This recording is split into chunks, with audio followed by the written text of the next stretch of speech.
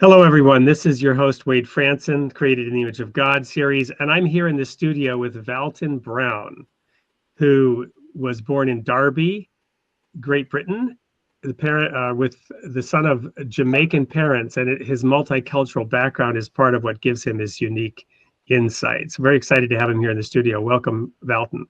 Yeah, thank you for having me. Thank you.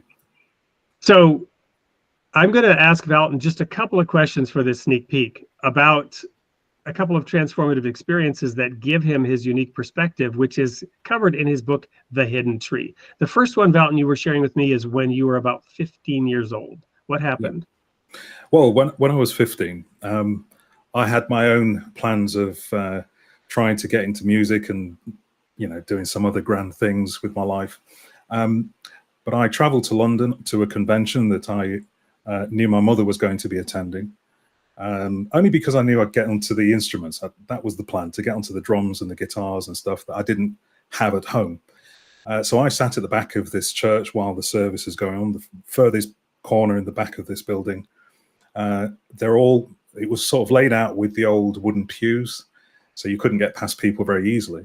And all I can say is it wasn't a message. It wasn't anything that was happening within the service particularly, because I was completely switched off from that. But all I can say is I remember being sat at the furthest corner at one point, and at the next minute, I'm at the front, knelt down. I'm just completely broken. And I can only describe it as being a video screen that was sort of playing in seconds the things that I was planning to do. And that's when God spoke to me, as crazy as that may sound, to say, are you willing to let go of this? And literally flashed each item in front of me in seconds. And that was the point at which I said, well, I choose you, and it was one of those life-changing moments, I think. And your life's path really then as an adult coming of age springs from that moment. But you mentioned another transformative experience a few years later in Uganda. Tell us about that. Yeah, again, another unexpected event. There's been a number of these, but I was invited to go to Uganda by a gentleman who operated the sound system in the local fellowship that I was in for this event. And it took them 2 years to convince me to go with them, just to see what they were doing. I went, and they had a medical outreach at a school that got this building, invited people from all around that didn't have money or any means of paying for anything, got volunteer doctors and other nurses, etc. And the lady that was there, called Christine, I'll never forget her, she, cutting a long story short, told me she's going to put a chair under that tree with an interpreter next to me, and she's going to send people to me. And I said, well, what am I supposed to do then?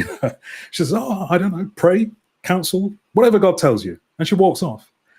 Now, I'm supposed to be observing, but out of obedience to this lady, I sat on this chair, and this first lady came to me. She had all sorts of problems. She sat on the lawn, and in seconds, again, I went through all the things I'd learned from studying the Bible, from church, teachings, etc. And I was just saying, well, that's not going to fit. That's not relevant. And I'm literally unpacking this until I realized I was completely empty.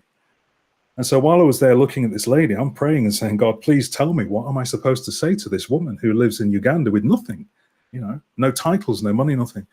And, he did speak to me, and I just shared with her as best I could what she needs to do, and then prayed with her.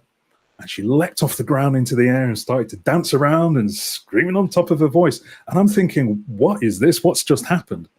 And it was the first time that I came in contact with the fact that, because after that event, I was thinking about this, and I was convicted about what we call the gospel of the kingdom. And I realized at that point that if it doesn't relate to someone who is in the middle of a place like that, without any income, without any means, any support network, if it doesn't relate to someone like that, it's not the gospel.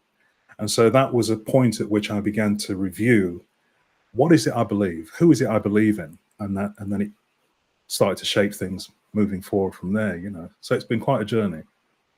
Well, that's a wonderful synopsis of the tip of the iceberg. that we're seeing at this moment of your book, The Hidden Tree.